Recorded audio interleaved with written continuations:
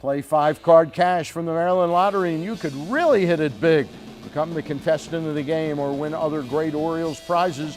Go to mdlottery.com/Orioles for details. Stan the Fan back now with more Inside Press Box. Before our next guest is introduced, let's take a look at this week's Photo of the Week. And as always, the Photo of the Week is brought to you by Yuengling Lager, a true American classic. Taste the quality of the 180 years of family-owned and operated tradition.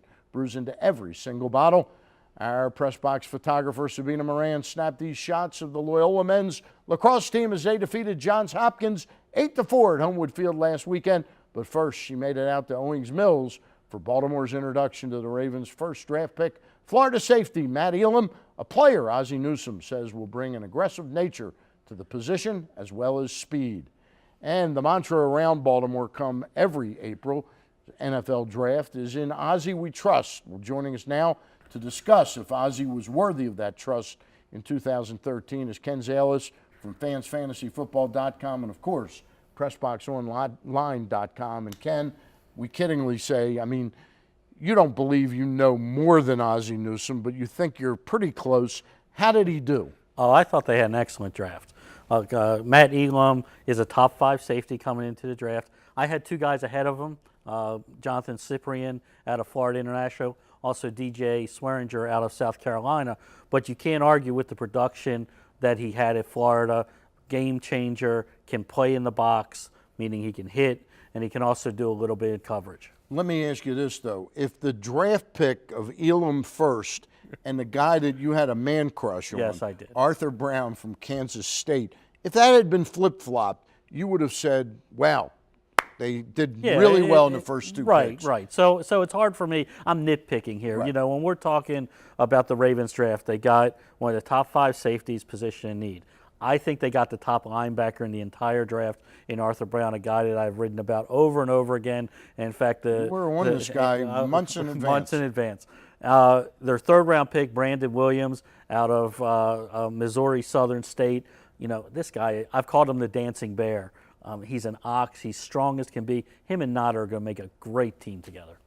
And you see on the screen right now, those top 5 picks through the first, I think, 4 rounds or 5 rounds. 4 rounds. But this is really the gunshot being fired over the bow of Terrence Cody, isn't it? Yeah. I mean, this is like saying, hey, either blank or get off the pot. Yeah, he's got to come in the best shape he's been in since he's been a Raven in order to make this team. You know, we heard about the hip surgery, but he's really going to have to come in shape and prove he was worthy of that 2nd-round selection a couple years back. Tell me about this tight end that they picked in the 5th round or 4th round? The 4th round. It's really an H-back guy, fullback. We're going to call him Juice. Right. He's out of Harvard because his last name is hard to pronounce.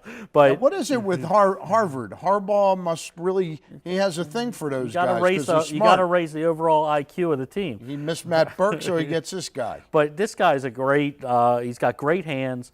He can block real well. At the Senior Bowl, they said the tight ends and fullbacks that were there, he was the best blocker of any of them. He's really going to bring a different type of presence. You can put, you know, your 2 tight ends out there, have Rice and Juice in the backfield, all of a sudden spread them out, and you've gone real quick from a pro set to a 4-wide or 5-wide set. So he'll give him some flexibility. He'll help him on special teams. Like that kid a lot. The player he's been compared to, and I talked to you off the air, is Frank Wycheck from Maryland, who played for the Titans. Yeah, he can fill that role. You know, we call him an H-back because the H-back can play tight end, they can play running back, they can play fullback. So, and you know, he's going to be that hybrid. He'll find the mismatch. And I think they'll use him, and it doesn't preclude them from keeping Vontae Leach on the team. I think there's a role for both of them on this team. Tell me about a couple of the other guys. The linebacker from Ohio State, Simon, Urban Meyer loves him. Yeah, John. You don't love him. I don't love him. You know, Defensive Player of the Year in the Big Ten.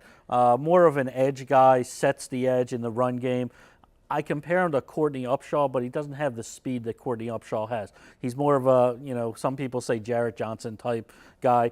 Could develop into a nice NFL player. Available in the 4th round, not a lot of risk there, but, you know, productive at Ohio State.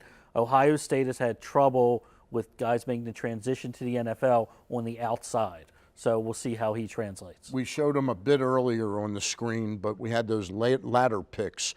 Tell me about, what's it, Billy Wagner? Ricky Wagner. Ricky Wagner. Look, and Ryan Jensen. Anytime you get a lineman, whether he's a center, guard, or tackle from Wisconsin, I think it's absolutely a great move because we know that those are guys that can play in the league for 10 years. Jansen's a guy that came from a small school, Colorado State Playboy. He was a guard tackle there, played a lot of left tackle there. They're going to try him at center. He played there in high school.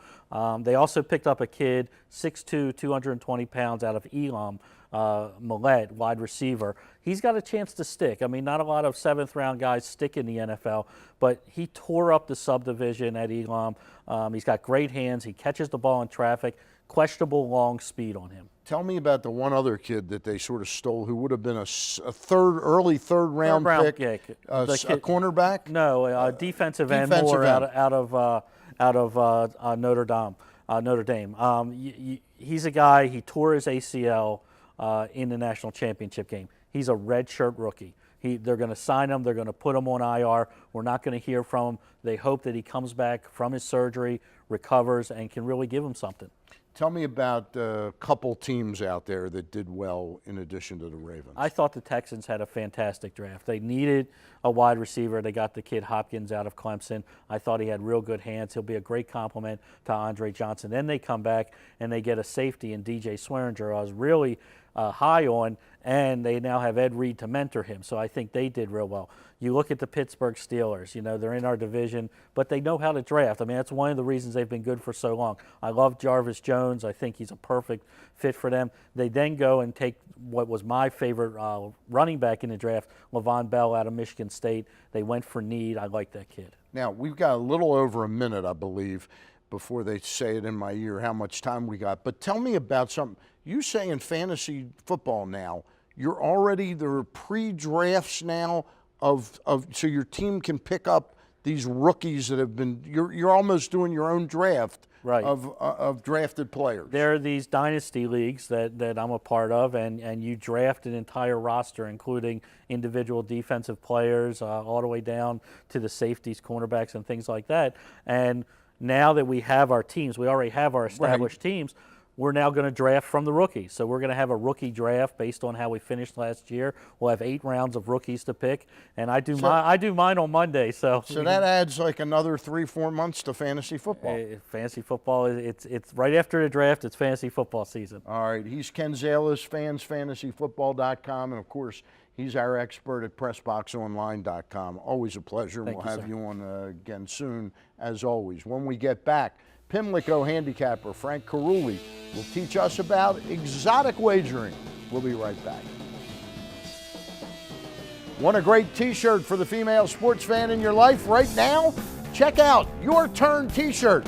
Available now at yourturntshirt.com or at the Zone Superstore at 1744 East Joppa Road.